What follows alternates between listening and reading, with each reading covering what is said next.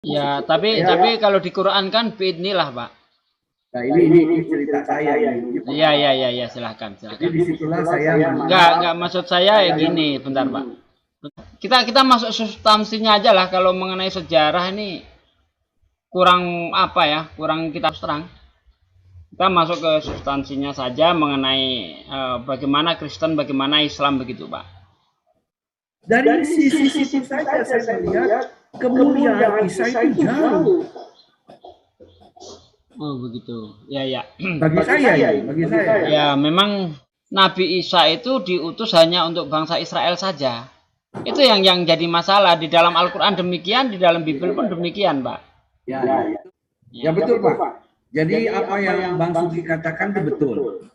Nah disinilah perbedaan yang dimaksud Injil itu bukan kitab seperti yang dikatakan Quran itu. Nah itu ada perbedaan persepsi di situ. Jadi Injil itu adalah bercerita tentang kisah. Kisah bentar Pak, kalau kita kan bisa bandingkan. Ketika Nabi pertama ketemu Jibril, apa dia terima kitab, apa dia terima ayat? Dia terima wahyu. Dia terima wahyu, terima ayat kan? Iya, terima kalam. Lah iya, terima itu. Itu artinya bukan terima kitab. Bukan. Lah itu sama toh. Nah kan, nah itu istilahnya demikian. Jadi ini persepsi secara teologis ya. Ya kan bisa Allah mengutus kayak Nabi Muhammad kan bisa. Kenapa mesti mengutus yang begitu? Kan itu juga jadi pertanyaan tersendiri. Ya. Kenapa mesti dengan unik begitu? Bukankah dari Ibrahim semua ada bapaknya, ada ibunya jelas. Tapi hanya Isa sendiri yang tanpa ayah. Itu tentu ada maksudnya Allah. Nggak mungkin enggak. Ya, kalau menurut Al-Quran diciptakannya Nabi Isa Nabi Isa itu nanti menjadi hakim. Turun nih. Sekarang dia kan nggak mati, dia turun. Iya. Begitu dia turun, dibangkitin. Enggak, mati dulu baru dibangkitin. Ya itu. Nah ini lah, di sini perbedaannya tinggal. Ya.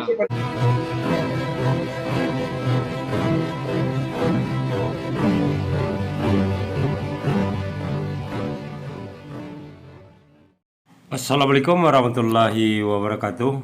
Innal hamda wa syukurulillah nahmaduhu wa nasta'inu wa nastaghfiruh wa na'udzubillahi min syururi anfusina wa min sayyiati a'malina.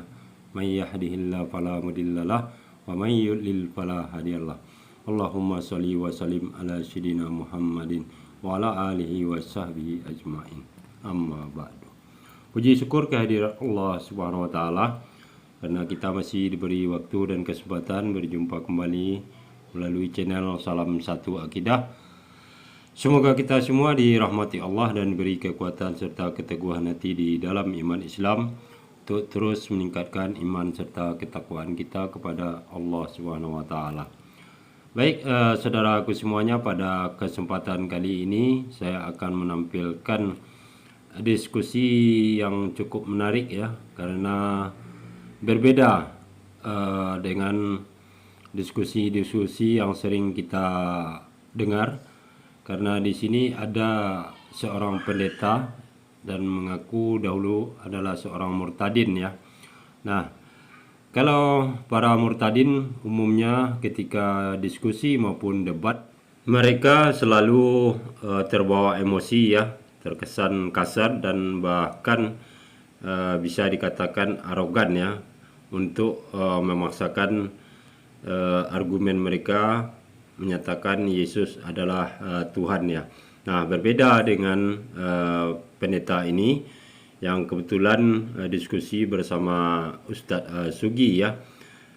Si bapak ini kelihatannya memang sangat lihai dalam menyampaikan argumennya tanpa harus membantah apa yang dikatakan Ustadz Sugi, namun dia tetap berusaha untuk menjadikan Yesus ini sebagai Tuhan berdasarkan mulai dari kelahiran dari Yesus itu sendiri sampai juga kepada mukjizat, dan dia juga menonjolkan Yesus ini mulia daripada nabi-nabi yang sebelumnya. Nah, bagaimana video selengkapnya kita akan saksikan bersama ya. Namun sebelumnya saya mengucapkan terima kasih kepada saudaraku semua yang sudah mendukung channel ini dengan subscribe. Juga yang baru bergabung, jangan lupa subscribe, like, serta share-nya. Nah, baik saudaraku semuanya, langsung saja kita simak video selengkapnya.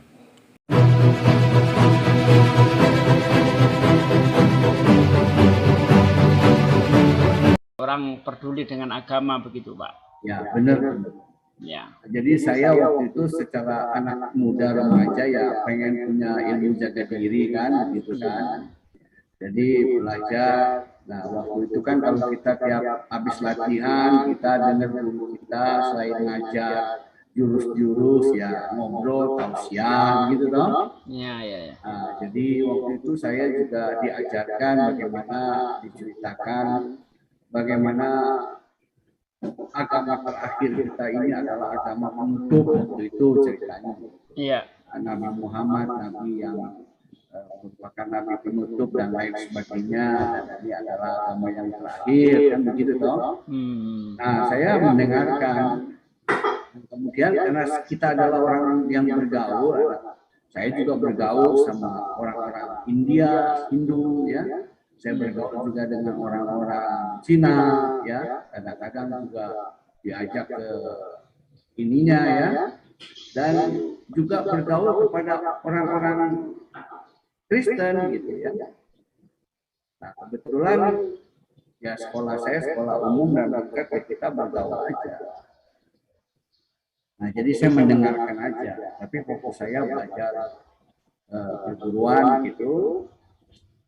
Dan kita tiap bulan itu 2 kali ada pertandingan persahabatan antara dengan karate, dengan judo, itu masih zaman judo.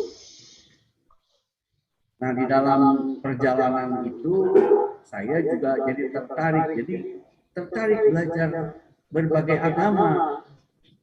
Sampai saya juga belajar bagaimana hal-hal Hindu. Nah, kenapa itu saya juga nggak paham. Ya. Tapi ada dorongan aja begitu. Nah, ketika saya belajar juga di dalam keislaman, ya waktu itu saya disuruh ngaji. Tapi ya saya waktu itu memang nggak bisa bahasa Arab karena kita kan waktu itu ya masih jarang di daerah itu, apalagi pesantren atau nggak ada itu, belum ada. Iya, iya, iya. Sekolah sanawiyah, aliyah juga itu nggak ada, madrasah nggak ada. Nah, waktu itu saya rasa susah. Nah, kebetulan saya suka baca, Quran juga saya suka baca. Nah, ketika saya baca itu, nah, yang pertama saya merasa ketika saya mencari kebenaran itu, entah kenapa secara sederhana saya punya pemikiran kebenaran itu ya tidak dapat dibatasi oleh bahasa menurut saya. Artinya bahasa apapun kita bisa menemukan kebenaran gitu. Nah, waktu itu saya baca, nah ketika juga di dalam Quran, waktu itu saya baca terjemahan. Iya. Nah, dijelaskan kenapa Al-Quran itu harus turun dalam bahasa Arab. Di dalam satu ayat saya baca, ya karena dijelaskan kenapa. Karena ya Rasulnya orang Arab. Ya, dalam pemikiran saya sederhana, ya benar juga. Kalau Rasulnya orang Sunda, ya bahasa Sunda, tentu kan begitu. Jadi terus saya baca lagi, Allah juga mengutus kepada setiap kaum menurut bahasa kaumnya. Nah, udah saya mantep tuh. Secara sederhana aja, secara anak-anak saya nggak terlalu pusing. Ya udah, gua belajar pakai bahasa Sunda. Apalagi saya baca waktu masih aja zaman Mufti Ali. Mufti Ali dan 10 kiai-kiai yang besar yang menerjemahkan. Dan saya yakin beliau yang imannya begitu hebat, nggak mungkinlah menerjemahkan dengan maksud salah-salah atau mau membuat bangsa Indonesia itu salah dalam membaca, salah dalam menafsirkan, nggak mungkin. Ya paling dia mendekati, sangat mendekati kebenaran. Jadi saya baca. Nah, saya membandingkan itu, ya. Nah, ketika satu saat dalam pemikiran saya, siapa sih sebenarnya Isa itu juga? Ketika saya baca juga Alkitab, ya saya menemukan hal-hal yang saya juga periksa di Quran, loh. Saya melihat dan saya mantap dah. Secara singkatnya saya memantapkan hati saya bahwa saya melihat bahwa Isa lebih mulia, baik dalam berbagai hal dari Kanjeng Nabi, begitu ya. Ya beliau juga adalah orang-orang Nabi Muhammad juga merupakan seorang yang juga begitu luar biasa Allah pakai itu untuk mengubah bangsa Arab, ya, yang saat itu merupakan bangsa yang terpecah belah dan dalam kehidupan yang harus dituntut. Nah, jadi menurut saya itulah, sekedar itulah. Dan di dalam perjalanan saya juga, karena di dalam perguruan silat itu saya juga belajar kebatinan. Nah, satu saat dalam perjalanan kebatinan saya itu, ya saya mengalami satu pertemuan ketika ya ilmunya itu kurang lebih tidak bisa dikuasai oleh saya. Nah, satu saat saya mencari, ya guru saya udah nggak ada. Nah, di dalam perjalanan, dalam menjak dewasa, saya juga berkenalan, biasa kita berkenalan dalam remaja mencari jodoh gitu ya. Nah, saya ketemu calon istri yang sekarang jadi istri saya. Nah, melihat kesulitan saya, akhirnya dia melihat kebingungan dan tekanan batin yang kuat dan nggak tahu gimana melepaskan ilmu ini.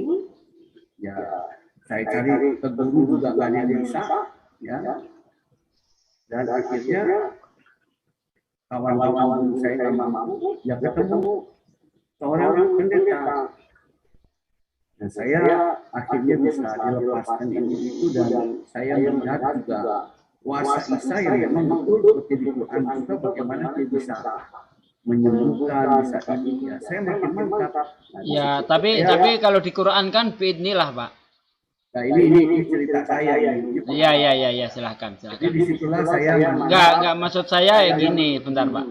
Bentar, apakah ketika itu Bapak tidak tahu bahwa apa yang dilakukan Isa di dalam Al-Quran itu kan dia bisa menghidupkan, membuat burung dari tanah dan sebagainya gitu. Itu kan biidnillah gitu, atas izin Allah gitu. Apa enggak sampai ke sana pemikiran Bapak begitu? Iya, itu atas izin Allah. Nah, iya, betul. Atas izin Allah. Jadi dia memiliki kuasa itu atas izin Allah. Jadi saya lihat ketika beberapa orang juga nggak mampu, ya dari dulu nggak mampu. Kawan-kawan guru saya yang itu guru saya udah nggak ada. Ya kawan-kawannya juga nggak mampu, ya saya melihat siapa yang mampu toh. Nah, dalam kemampuan disitulah saya juga diperkenalkan, dituntun, dan akhirnya ya saya dibaptis dan ya gitulah menjadi Kristen gitu ya. Dan dalam perjalanan saya tetap belajar sampai hari ini saya belajar. Ya, saya tetap belajar karena saya kira no to all to learn, karena tidak ada yang terlalu tua untuk kita belajar. Betul. Ya, nah jadi saya belajar terus. Nah, untuk itulah kesempatan kita bincang-bincang langsung kita Bang ada. Iya. Saya mau bertanya nih sedikit, jadi bertanya juga ya. Bisa nggak ceritakan sama saya bagaimana sih asal mula kira-kira kota Najran itu bisa menjadi Nasrani, bisa ceritakan nggak? Kota Najran? Iya, bisa menjadi berpenduduk Nasrani. Wah, kalau itu saya belum belajar sampai ke sana, Pak. Masalah sejarah Arab orang-orang Najran jadi Nasrani itu saya belum sampai ke sana itu. Kalau itu bisa cerita tentang Raja Junuwas. Raja Juruwah. Junuwas dari Yaman. Raja Junuwas. Kurang paham, Pak. Oh, belum paham. Itu kan hal-hal yang ada di sekeliling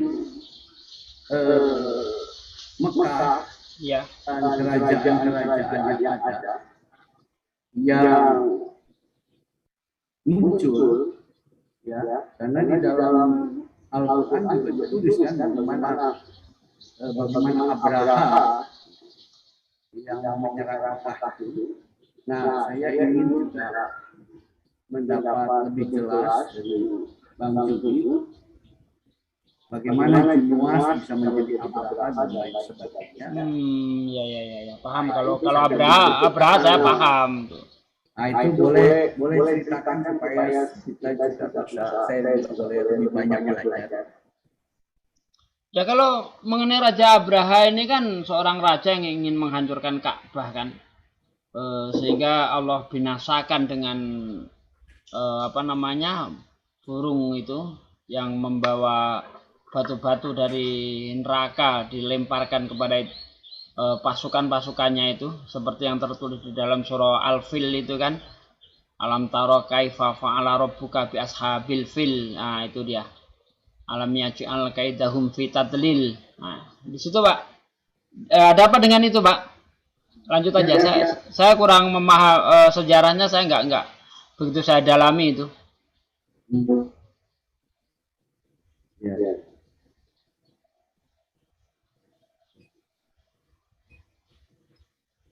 Ya, lanjut aja. Ya, saya hanya lebih kepada hal-hal yang lebih mendalami ya, sebenarnya mengapa sih kira-kira ya satu contoh saja, misalnya hal-hal tentang ada dewa Hubal, berhala Hubal. Ya. Bagaimana sih berhala Hubal itu bisa ada di Ka'bah? Bisakah diceritakan kepada saya?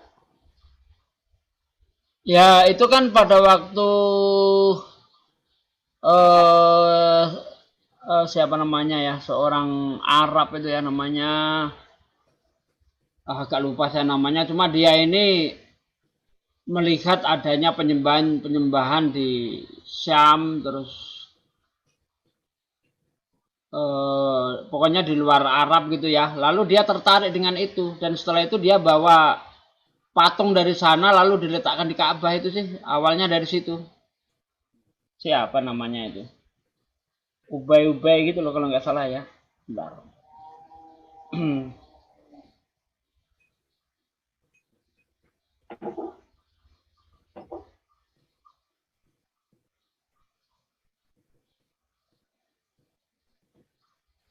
Lanjut aja Pak, lanjut Pak ceritanya Pak. Ya, saya hanya mau lebih banyak belajar sebenarnya. Terima kasih nih dengan waktu sahabat-sahabatku yang ada di sini.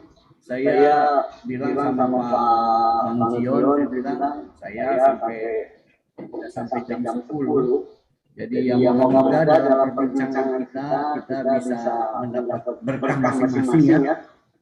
Dan kita menjadi sahabat-sahabat yang baik, ya, terutama di negara kita ini, negara yang kita cintai, dan kita bisa betul-betul menjadikan negara kita menjadi makmur, menjadi sejahtera, ya, dan juga semuanya berkah gitu ya, sehingga kalau bisa semuanya nikmat dan semuanya happy dan itu sangat baik sekali. Ya, terima kasih. Kalau gitu bagaimana hal-hal di Madinah? Bagaimana kok di Madinah itu bisa begitu lebih banyak kaum Yahudi ada di situ? Bagaimana ceritanya? Bisa ceritakan? Ya, kalau mengenai Yahudi ada di Madinah itu secara singkat saja, karena mereka menunggu kedatangan seorang nabi yang dijanjikan itu, Pak. Setahu saya begitu aja. Intinya itulah. Mereka itu menunggu kedatangan seorang nabi akhir zaman itu. Dia sangat mengharapkan itu. Ada yang apa? Itu saya singkat aja gitu ya. Ya nggak apa-apa Pak, jangan kita sesuai dengan ininya. Nah kan kebetulan kenapa saya tanya demikian? Seingat saya ketika saya membaca ketika Nabi berumur 5 tahun, beliau kan dibawa ibunya ke Madinah, bertemu dengan keturunan keluarga kafir. Nah, jadi menurut saya paling tidak penduduk Madinah ini juga merupakan tidak terlalu jauh hubungannya dengan keluarga besar daripada ibu Aminah. Ya. Jadi maksud saya, bagaimana keturunan ibu Aminah bisa ada di Madinah?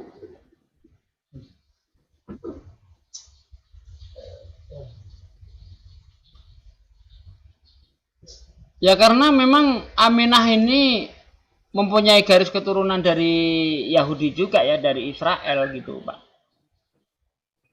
Sehingga apa ya, kita masuk substansinya aja lah. Kalau mengenai sejarah ini kurang apa ya, kurang kita terang. Kita masuk ke substansinya saja mengenai bagaimana Kristen, bagaimana Islam begitu Pak. Ya, kalau itu sih terima kasih Pak Basuki ya, hambanya yang dimuliakan.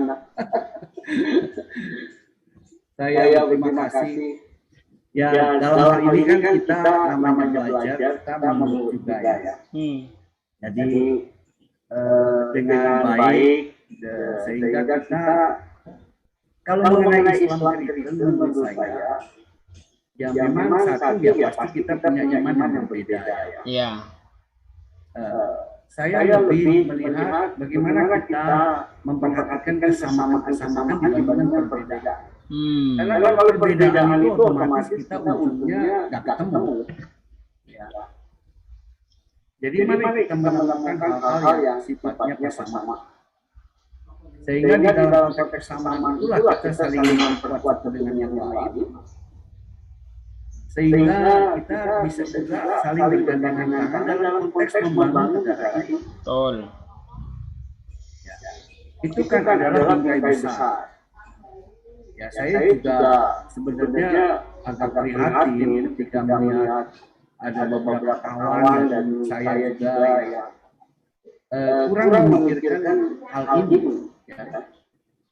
Sehingga lebih sikap pada hal yang sebenarnya bisa dikurangi ya, bisa diminimalisir. Ya. Karena udah pasti berbeda. Ya. Dan saya juga tidak akan mengupayakan untuk saya meyakinkan Bang Sugi untuk apa. Ya. Karena keyakinan itu adalah pilihan. Jadi saya melihat pilihan ini kan seperti agama ini juga bagi saya ya, bagi saya bukan bagi orang lain. Saya nggak tahu, mungkin bisa lain. Bagi saya itu seperti kita memilih istri kita, pendamping kita selagi kita hidup, bahkan lebih daripada istri. Kalau istri hanya sebatas di dunia. Kalau keyakinan kan sampai kita bawa ke akhirat, kan begitu. Iya. Nah, jadi seperti istri maksud saya seperti apa? Jadi kalau kita memilih, walaupun kita milih udah hitam, mungkin rada pesek, begitu ya, rada juling dikit bahkan mungkin ya, atau apalah. Ya, atau yang mungkin di teman kita berkata, lu kenapa sih milih yang begitu? Keadaan lu bahaya loh, ya. Tapi kita anggap kan itu paling cantik, ya. Atau kalau yang wanita itu dia paling tampan. Dia jadi ayah anak-anak, atau dia jadi ibu anak-anak, kan begitu kira-kira. Kita kan nggak bisa bandingkan walaupun teman-teman apa pasangan sahabat kita itu jauh hebatnya luar biasa, ya kan kita nggak boleh bandingkan, apalagi menceritakan hal-hal yang perbedaan. Persamaan bisa, misalnya ya rumah tangga yang baik, ya melayani suami, begitu loh. Kita memperkuat dia bagaimana kesolehannya, kan kira-kira cuma itu aja. Jadi menurut saya itulah yang perlu kita bangun, ya di dalam kita punya pertemuan. Gitu. Ini bagi saya loh, Bang Sugi. Ya, jadi ini loh yang ingin saya penasaran itu kan apakah ada di dalam Al-Qur'an itu yang mendorong Bapak sehingga Bapak ini memilih Kristen gitu. Nah, itu yang ingin saya tanyakan dari tadi itu, begitu Pak. Terima kasih Bang. Iya, Nah, iya. jadi kembali seperti kan saya katakan itu kan pilihan. Nah, saya melihat bagi saya ya, bukan bagi orang lain, bagi saya. Dalam pemahaman dalam saya mendalami, ya saya menemukan sendiri. Jadi ketika mungkin ada sahabat saya yang di sini yang mengira bahwa saya ini mungkin pindah itu karena Indomie ya, karena apa itu mungkin ya belum mengenal saya mungkin ya. Iya, iya. Ya makanya itu. Ya, Dalam arti supaya tidak ya, terjadi salah persepsi kan. ya. Nah, Jadi gitu loh. saya itu dalam menyelidiki, saya melihat contoh ya. Apalagi sekarang saya telah memahami lebih dalam gitu ya. Tadi saya mulai dengan pembukaan, saya melihat bagi saya menetapkan pilihan bahwa Nabi Isa ya, itu merupakan pilihan saya, bahwa beliau yang menjadi penuntun, untuk menuntun saya sampai di akhirat. Ya. Dan saya lihat kemuliaannya itu jauh. Ya, dari kecil, ya. Misalnya saya contoh, ya ini bapak saya ya. Bagaimana dalam Quran sendiri dijelaskan ibunya Maryam adalah seorang wanita yang suci, ya. Dan dia dilahirkan dengan satu pemberitahuan sebelum, ya, kepada Maryam itu. Dikatakan, engkau akan melahirkan, ya, engkau akan memiliki putra, namanya ini, ya. Sehingga ada dialog dari Maryam kepada Jibril, ya. Kemudian setelah itu bagaimana dia memiliki kenabian, mujizat yang diperlukan di dalam pelayanannya, di dalam dakwahnya, ya. Ya semua nabi tentu dapat tentangan dari kaum. Itu wajar. Ya. Nah, Nabi Isa dibekali dengan begitu luar biasa. Ya. Dengan hal-hal mujizat dari kecil dia sudah bicara. Ya, sudah bisa bicara dengan izin Allah. Ya. Dan dia sudah membuat segala sesuatu dengan izinnya. Ya. Artinya izin Allah menyertai dari dia kecil sampai dia diangkat naik ke surga. Penuh dengan pesona. Dan saya melihat sangat mulia. Bagi saya, bukan berarti yang lain tidak mulia. Jadi jangan sampai salah paham. Iya. Jadi, nah, bila saya bandingkan, nah ketika saya bandingkan bagi diri saya loh. Iya, saya tidak bermaksud buat nggak apa-apa, Pak. Nah, ketika saya melihat Nabi Muhammad itu baru menyadari panggilannya itu pun secara berangsur ketika mulai dia terima umur 40. Bahkan Quran menjelaskan beliau tidak tahu iman, tidak tahu Alkitab, dia tidak tahu hal-hal apapun, tidak tahu hal gaib, tidak tahu hal itu. Ya, tidak mengerti apa-apa. Oleh sebab itu diajar oleh Jibril sampai berangsur-angsur. Itu pun dengan beberapa kali teguran. Dari sisi itu saja saya melihat kemuliaan Isa itu jauh. Oh begitu. Ya. Bagi saya. Ya memang kalau kita lihat dari Al-Quran sendiri sih ya, kita ini dilarang untuk membeda-bedakan para rasul. Enggak, saya bukan membedakan. Ini bagi saya. Iya, bentar. Ya nggak apa-apa. Karena itu bagi saya begitu. Saya tidak Iya. Itu sah saja bagi Bapak untuk mengatakan itu. Kita kan kembali kepada patokannya kan, karena orang beragama kan kita punya kitab suci ya. Kita kembali kepada Al-Quran gitu. Ini yang dibicarakan kan ketika Bapak masih Muslim gitu kan. Ya. Nah, kalau di Al-Qur'an itu kan jelas sekali dikatakan la nufariqu ahadim min rusulih.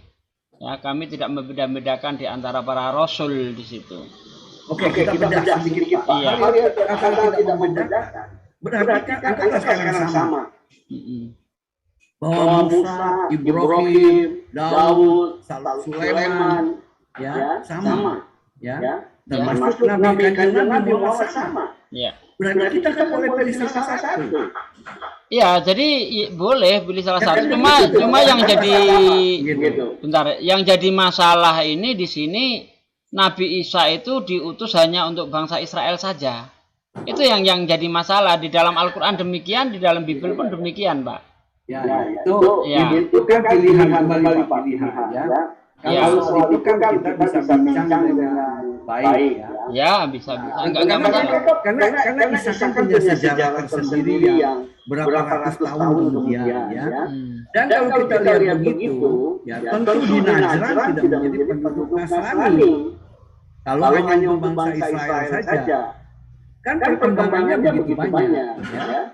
Nah, jadi kita melihat jadi bentar. Jadi agama dakwah itu merupakan agama dakwah ya. Jadi kita melihat jangan dari pengikutnya tapi apa yang tertulis, Pak. Kalau nanti yang dilihat dari pengikutnya ya kacau. Wah, itu orang Indonesia ada yang jadi Kristen, bukan seperti itu, tapi kita lihat amanatnya itu seperti apa begitu loh. Kalau di dalam Al-Qur'an kan ayat-ayat yang berkaitan dengan Nabi Isa itu pasti dia dikaitkan dengan Israel, contoh ya Bani Israel misalnya kan. Begitu jadi yang dikatakan Pak. Nabi Isa. Jadi begini Bang Sugi, kalau saya melihat sebenarnya polanya sama. Ketika Isa diturunkan ya di Bani Israel, dia kan juga berdakwah kepada kaumnya. Iya. Tapi kan ditolak oleh kaumnya. Begitu pula Nabi, Kanjeng Nabi Muhammad kan dia kepada kaumnya, tapi kan ditolak oleh kaumnya, kan begitu. Sehingga begitu ditolak oleh kaumnya, bahkan dia diusir oleh kaumnya. Itu kan sama polanya. Iya, memang kalau mengenai polanya kan semua Nabi memang ditolak oleh kaumnya. Tapi kan kalau di Islam sendiri tidak ada ayat yang menyatakan bahwa Islam itu hanya untuk bangsa Arab saja. Justru apa yang di dalam Al-Quran itu ya ayuhan nas, hai seluruh manusia. Contoh lagi, inna arsalnaka rahmatan lil alamin. Ya, Nabi Muhammad itu diutus untuk rahmat bagi seluruh alam.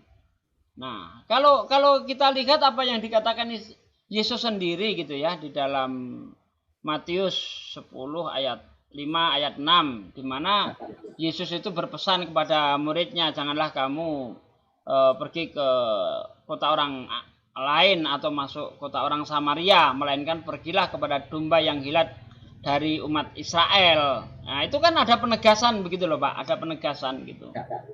Ya betul, Pak. Jadi apa yang Bang Sugi katakan itu betul. Nah, disinilah perbedaan di sini perbedaan apa ya, kalau saya katakan perbedaan pemaknaan. Di situ titik letaknya.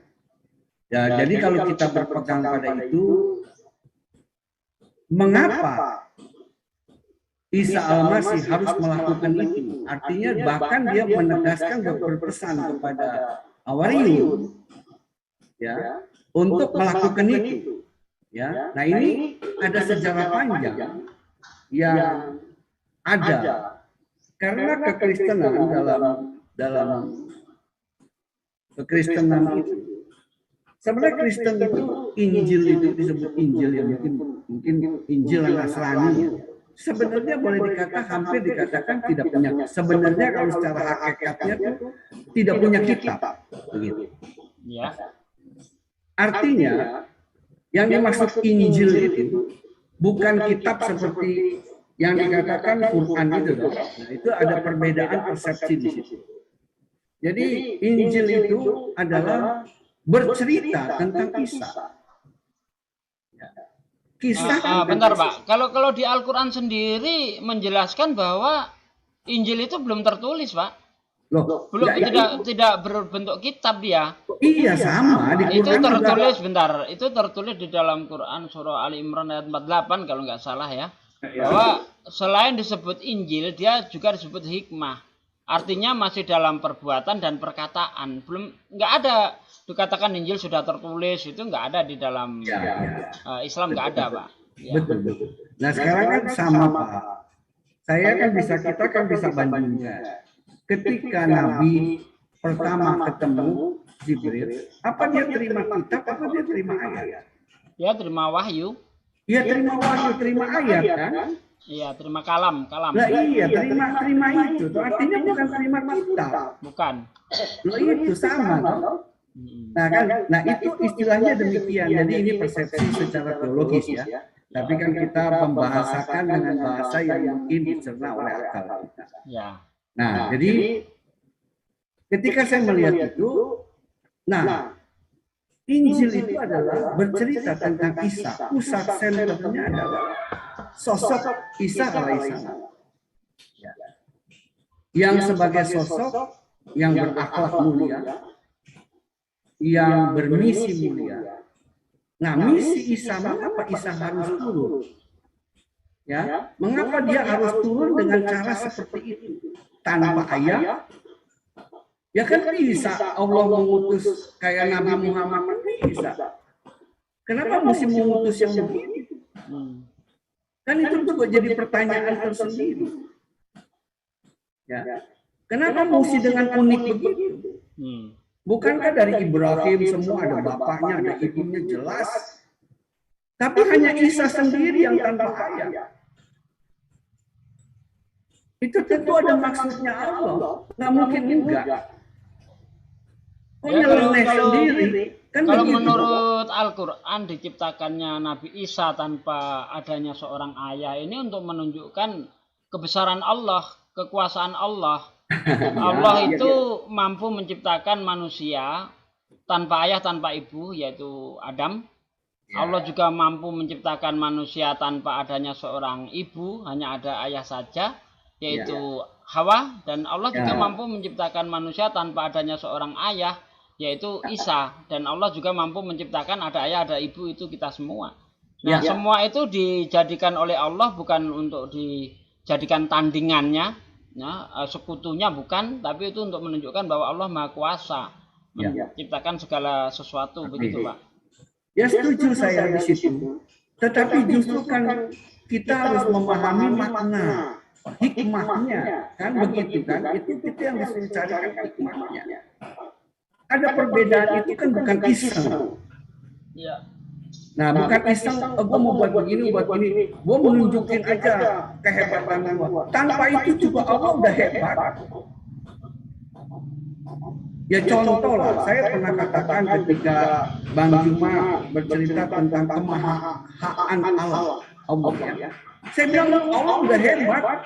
Ya contoh kita ini ada dalam satu bumi Milky Way, galaksi bumi kita ini ada 9 planet, 1 matahari, 1 bulan. Kita aja dengan kepandaian IT yang udah begitu hebat masih belum mampu nyelidikin satu planet kita sendiri. Sedangkan galaksi yang disebut kita satu galaksi di alam semesta ini bukan ribuan, bukan jutaan, miliar galaksi model kita.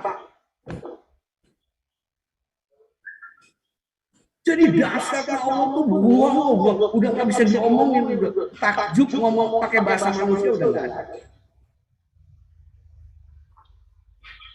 Nah itu kan yang kita lihat. Nah kita kembalilah kepada masalah kita. Masalah kita itulah tadi. Apa? Mengapa dia ciptakan begitu? Mengapa mirip ini? Itu yang menjadi hikmah kita. Nah disitulah pilihan kita. Ya. Jadi saya melihat itu. Jadi disitulah. Dalam proses itulah mereka memiliki makna yang berbeda. Mencari pencarian makna itulah yang kita ditantang. Nah itulah pilihan pribadi. Ya, jadi kalau menurut Bapak diciptakannya Nabi Isa tanpa adanya seorang ayah ini hikmah apa yang bisa diambil oleh Bapak? Gitu? Ini saya tidak bermaksud meyakinkan Bang Sugi. Iya. Ini bagi saya. Jadi bagi Bang Sugi itu artinya tidak menerima pun nggak apa-apa. Karena saya juga tidak bermaksud untuk meyakinkan Bang Sugi, juga teman-teman, sahabat-sahabat itu yang memuliakan Allah di situ. Nah, saya melihat inilah yang ketemu saya lihat. Nah, saya belajar di situ. Nah, Isa itu mengapa demikian? Karena memang ini sejak mula. Nah, kalau saya membawa lagi, ini bukan berarti ini bagi saya ya. Iya. Lanjut. Di dalam Al-Quran saja tertulis hanya 2 yang disebut Allah menjadikan manusia itu sebagai khalifah. Ya. Yang ditunjuk Adam, satu lagi siapa? Kira-kira Bang Sugi bisa tahu? Daud. Nah, Daud. Nah, apakah pernah digali mengapa itu? Dan mereka kan tidak berhasil menjadikan khalifah. Kenapa? Adam ya jatuh tergelincir. Daud ya sama. Juga Daud manusia berdosa. Ya. Nah, oleh sebab itulah mengapa Allah menciptakan lagi sosok yang seperti Adam, yaitu sosok manusia yang suci. Maka di dalam Quran pun ditegaskan Isa itu adalah manusia yang suci. Sosoknya diciptakan seperti Adam. Kun fayakun, jadilah. Dan dialah satu-satunya manusia dengan daging yang diangkat ke surga. Dan ada di sisi.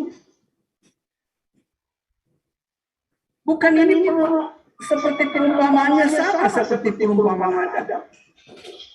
Nah, dialah sebenarnya yang harus menjadi khalifah. Oleh sebab itulah dia harus turun nanti menghakimi kita semua.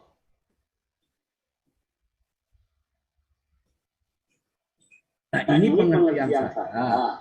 Iya, nggak apa-apa, Pak. Tapi kalau di dalam pengertian Islam semua manusia itu khalifah. Oh Semua iya. manusia itu pemimpin, begitu. Iya, tapi khalifah dalam konteks dunia. Yang dimaksud begini, nah, ini pengertian, ini kembali makna ya. Ini hikmah, ini pengertian saya. Adam itu, coba kita pikirkan, kalau Adam itu tidak tergelincir oleh setan. Dia manusia suci. Keturunannya suci nggak? Suci. Ya. Dia jadi khalifah. Tapi kan setan menyerobot. Nah, inilah yang dibuat oleh Allah. Inilah pemaknaan yang saya tangkap bagi saya. Gitu. Ya, Dan saya melihat gejala-gejala ciri-ciri itu ada. Ya, nanti sebagaimana nanti, maaf kata ya memang saya juga baca di Quran. Kalau nanti dia datang buat begini, ya itu kan walau alam nanti ya. Tapi yang pasti dia ada posisi di sisi Allah sekarang. Iya, banyak kalau yang ada di sisi Allah itu banyak. Makanya di dalam secara daging, secara manusia.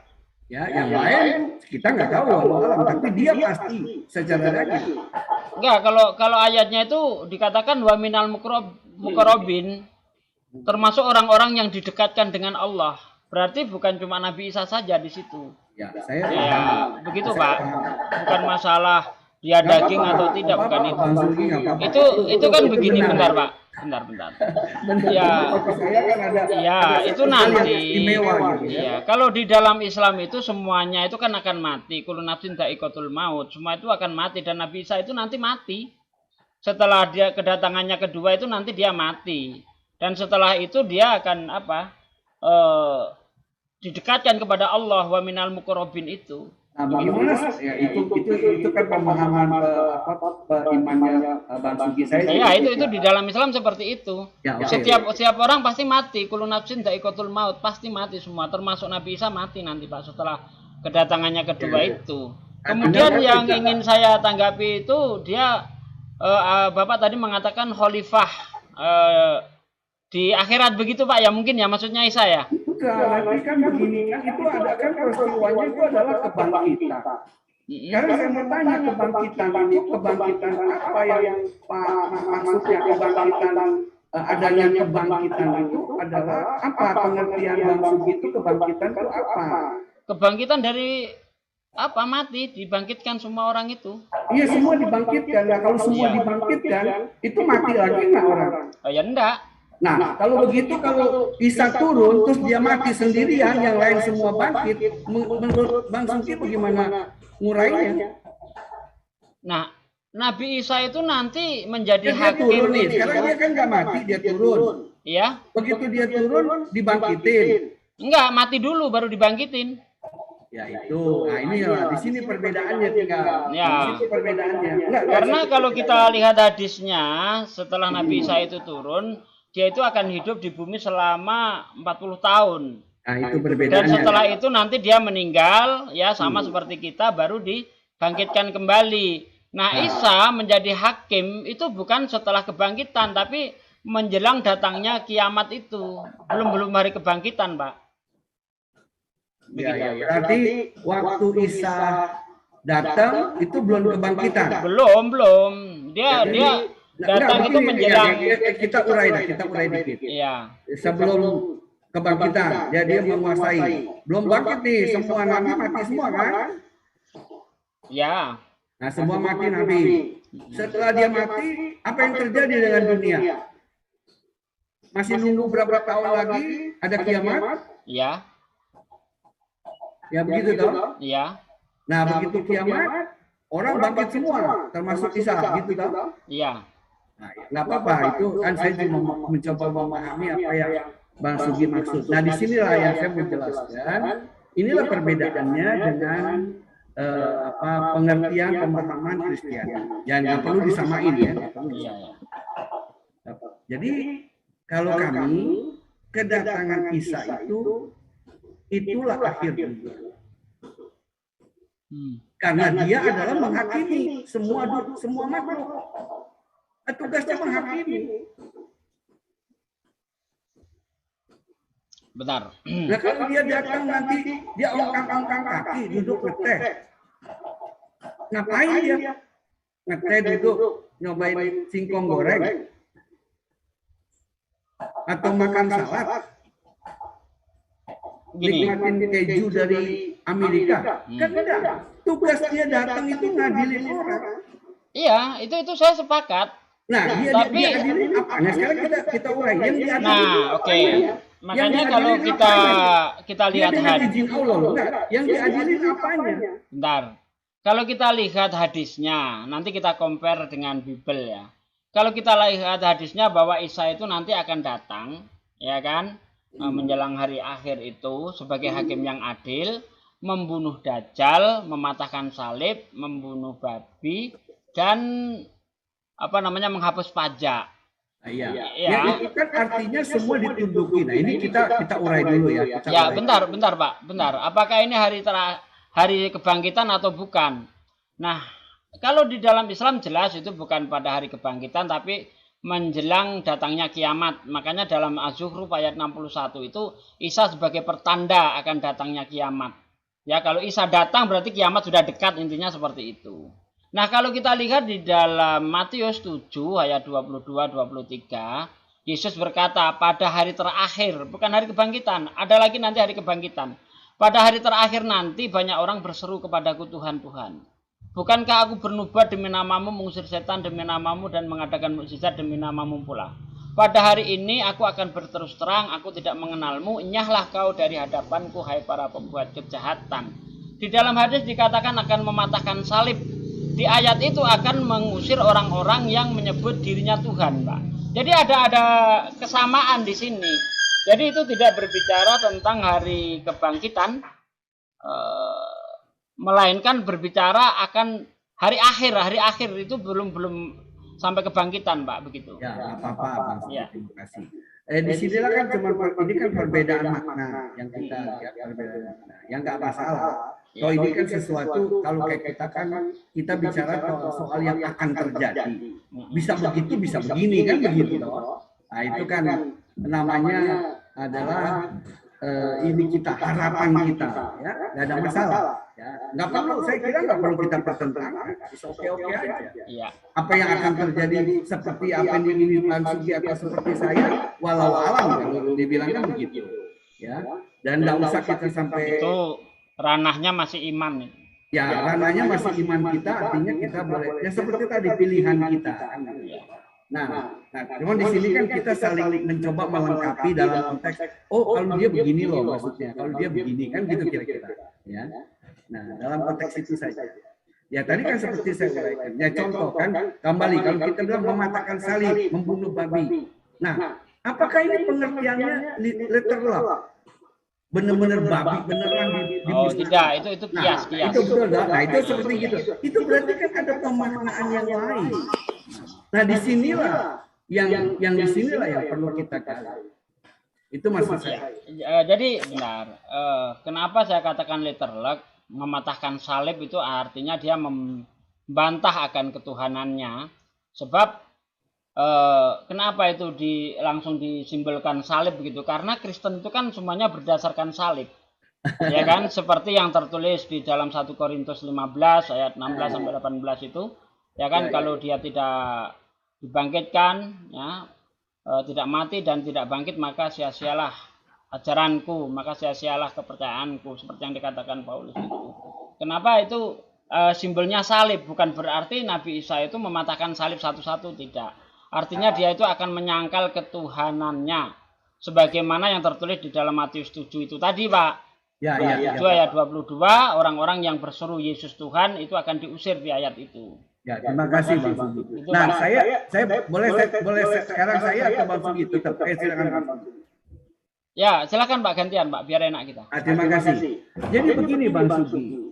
Kalau pengertian salib yang Bang Sugi maksudnya seperti itu, nah perlu saya memperluas maknanya. Ya. Bukan salah loh, saya tidak katakan salah. Ya. Kalau pemaknaan kan bisa sempit, luas, sedang, luas sekali. Cuman itu aja. Nah pemaknaannya salib itu bukan patahkan salib tidak mengarah kepada iman. Pengertian salib dalam pengertian di sini adalah salib itu adalah kutukan dan penderitaan. Artinya kedatangan Isa itu mematahkan penderitaan, mendatangkan kebahagiaan. Yang kita cari agama ini kan apa? Kebahagiaan. Itu kan yang kita cari, bukan iman, bukan mengatakan iman atau menyangkalkan iman.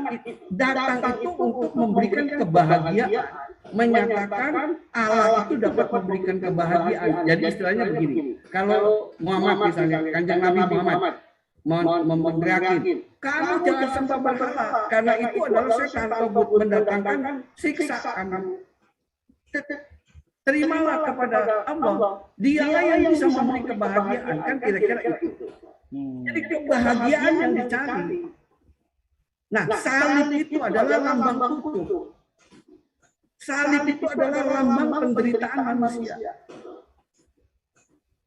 Gitu. Iya. Itu puncak. Nah, jadi ketika dia bilang mematahkan salib, itu mematahkan, memusnahkan penderitaan, mendatangkan kebahagiaan. Nah ini pengertiannya. Iya. Maksud ya.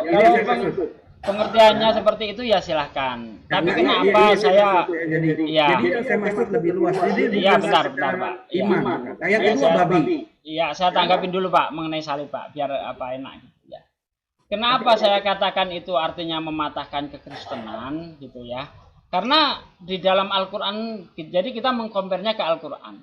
Di Al-Quran dikatakan laqad kafarol ladina qalu inallaha huwal masihu ibnu Maryam wa qala masih ya bani Israil a'budullaha rabbi wa rabbukum innahu may yusyrik billah.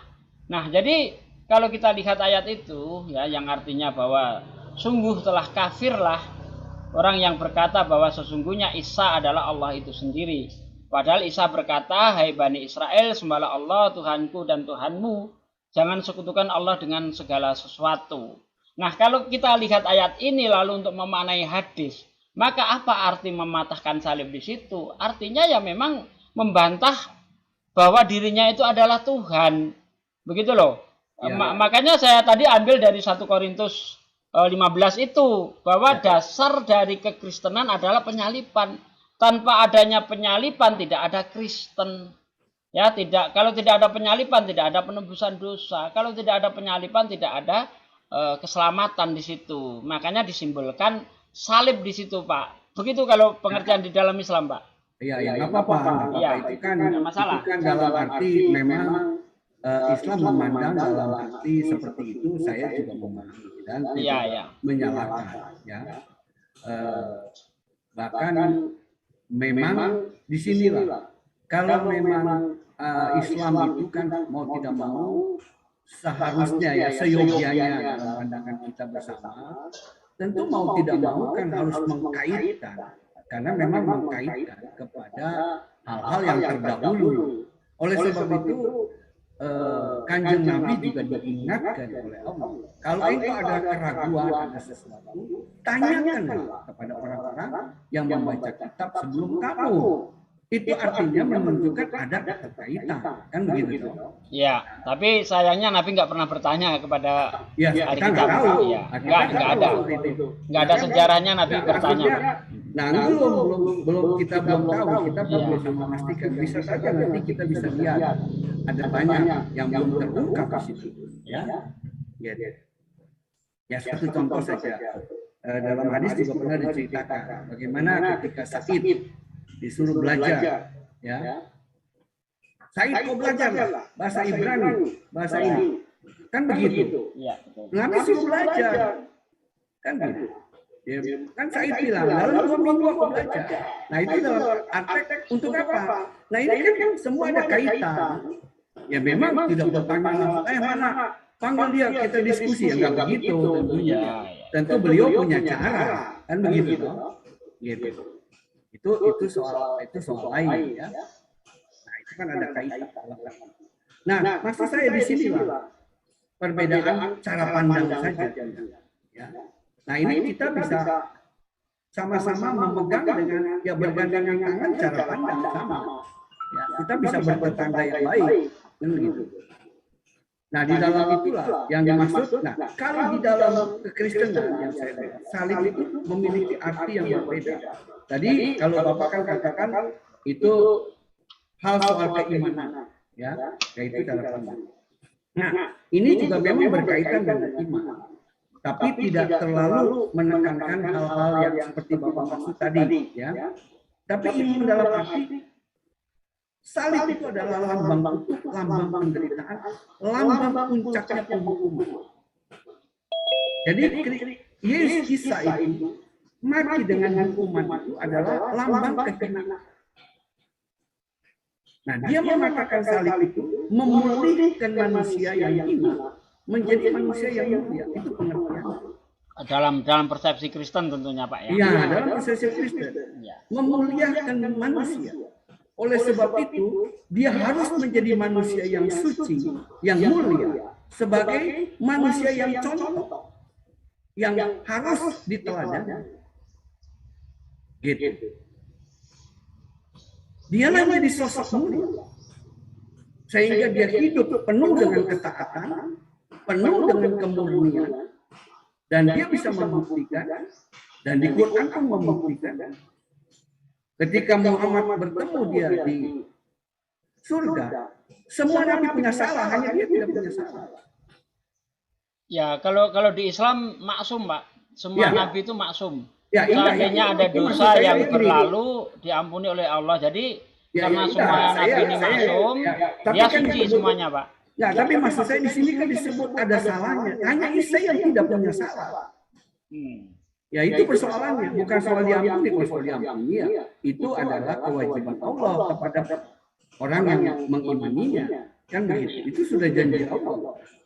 Gitu. Ya. Tapi ini persoalan kan kita bicara sosok yang mulia. Itulah kehidupan yang bisa jaga. Nah, disinilah yang saya menetapkan pilihan hati itu. Ya. Jadi saya melihat itu. Nah, kemudian itulah. Nah, kembali kan kita bisa urai tadi kalau soal arti dia datang, apa sih yang dia kerjakan? Dia mengadili manusia dan dia diadili itu apanya? Kan gitu. Kan perbuatan-perbuatan yang diadili. Kan gitu. Raja-raja pun tunduk kepada dia. Semua pemerintahan ada di tangan dia. Nah, kita bisa urai kalau pemerintahan sudah di tangan dia, semua di tangan dia. Ya. Kemudian kalau dia mati, ya kacau dunia. Kan mesti dicari dulu penggantinya. Nggak bisa Allah dimatiin benar. Kan nggak bisa. Apa penyakitnya? Pade. Apa penyebabnya? Iya ya. Kan ada sebab. Minta kaos Pade. Ya. Makasih. Ya itu kira-kira dalam pengertian itu. Jadi kira-kira seperti itulah Bang Sugi. Ya. Sehingga saya menetapkan hal seperti itu. Iya. Jadi dengan demikian, jadi mematahkan babi. Saya mematahkan babi ya. Live Bang Adi, live. Iya, lanjut. Masih mematikan babi ini. Apa disebut babi tadi kan betul. Kan maknanya apa? Yaitu kerakusan, keserakahan. Dan kejorokan. Babi itu terkenal kejorokannya dan lain sebagainya. Jadi artinya kebersihan yang diutamakan. Mematahkan babi adalah memulihkan kebersihan iman, kebersihan manusia secara moral. Ya. Itulah tugas kita. Nah, gini Pak, kalau di dalam persepsi Islam, di situ dikatakan mematahkan babi, itu artinya dia menyatakan, dia membunuh babi. Itu artinya dia itu menyatakan bahwa babi itu haram. Kenapa dia menyatakan itu? Karena kita tahu sebagian besar umat Kristen ini pemakan babi.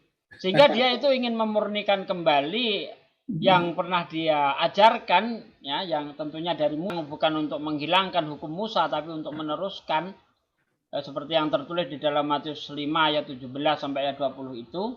Ya, jadi membunuh babi di situ artinya dia menyatakan bahwa babi itu haram gitu loh. Maksudnya seperti itu kalau di dalam Islam, Pak. Apa-apa, Pak. Terima kasih. Walaupun dalam arti pengertian yang lebih dalam, ya tentu kita bisa katakan Allah kalau cuma mau menyatakan babi haram, memusnahkannya itu kan dalam hitungan detik. Kun mati semua babi hilang. Ya, tapi kan Tuhan tidak boleh tidak semena-mena itu kan? Ya, Oke. Kalau dia turun pun, berarti dia kan mesti menjelaskan haramnya gimana. Kalau yang makan babi apa jadi dipotong semua? Kan itu kan lewat penjelasan. Nggak mungkin datang kamu makan babi semua. Sebelah kanan aku musnahkan kau manusia. Blok dia kirim api. Ya kan nggak mungkin. Tentu dijelaskan. Babi itu gini-gini, babi itu gini-gini, haramnya gini-gini. Nah, orang ini lu datang dari surga nyerang yang begini. Ya lu musnahin itu babi, kan kita nggak ada babi. Kan begitu loh Pak, ini pengertiannya dalam aplikasinya. Kalau kita aplikasikan, ya kita kan percaya juga boleh. Dia turun bunuh babi, dia datang, dia berbentuk pasukan. Semua babi di dunia dicariin, tolong dicari. Ya kan nggak mungkin seperti itu. Masa dari Allah turun kayak begitu kerjaannya? Ya tentu dijentik jari aja kan hilang. Nah apalagi Bapak jelaskan, menyatakan itu haram, itu kan berarti kan penjelasan. Jadi kalau sekarang mungkin lewat internet dulu, semua manusia coba buka jomnya di seluruh dunia. Nah, Nabi Isa berbicara di jom, menjelaskan tentang babi tidak boleh dimakan, apa begitu kan nggak mungkin. Nah ini pengertian akal, ini istilah akal berperang. Nah bukankah Islam juga mengajarkan kita menggunakan akal kita? Betul. Nah, akal kita kan kita mencerna itu. Bagaimana dia turun orang yang maha mulia, yang disuruh oleh Allah yang maha mulia, yang maha hebat, hanya bekerjanya begitu. Nah kan tidak mungkin. Itu loh yang kita bahas. Ya. Assalamualaikum. Waalaikumsalam, Pak. Waalaikumsalam. Ya. Lanjut Pak Ismail, lanjut. Kira-kira seperti itu loh Pak pengertiannya. Jadi saya mencernanya lebih jauh Pak. Bukan membunuh babi dalam pengertian saklek. Ya, enggak ada ya, yang misalnya. Contoh nih kalau saklek. Nah, demikianlah tadi kita sudah saksikan bersama ya bagaimana diskusi antara Ustadz Sugi dengan seorang pendeta yang barusan kita simak bersama yang membahas tentang Yesus atau Nabi Isa alaihissalam ya, yang mereka jadikan sebagai Tuhan. Nah, poin yang dapat kita petik melalui diskusi tadi adalah pertama, kita bisa mengetahui bahwa memang sangat beragam ya karakter daripada oten-oten ini, terutama murtadin ya. Mereka dalam melakukan diskusi untuk meyakinkan lawan debatnya supaya mengikuti pemahaman mereka yang meyakini bahwa Yesus adalah Tuhan. Dan itu bagi kita yang masih bisa berpikir sehat ya, mustahil untuk kita percayai dan yakini, karena Yesus tersebut nyata-nyata adalah manusia ya, sebagai utusan dari Allah Subhanahu wa taala. Nah, kemudian karakter yang diperagakan oleh si bapak barusan ketika berdiskusi ini juga bisa kita jadikan pedoman ya di dalam menghadapi para oten ini ketika berdebat maupun diskusi. Karena cara si bapak tadi, kalau menurut saya ini sangat halus dan bisa mempengaruhi orang yang masih awam kalau dibandingkan dengan oten-oten yang berdiskusi ataupun berdebat namun menunjukkan sikap yang kasar dan terkesan sangat arogan ya. Nah, jadi itulah dua hal penting yang mungkin dapat kita jadikan sebagai pengingat terhadap oten-oten ini, dan untuk meningkatkan kewaspadaan kita bersama yang tujuannya tentu untuk membentengi umat dari upaya pemurtatan. Dan yang paling riskan tersebut adalah mereka mencoba menangkalkan akidah umat Islam.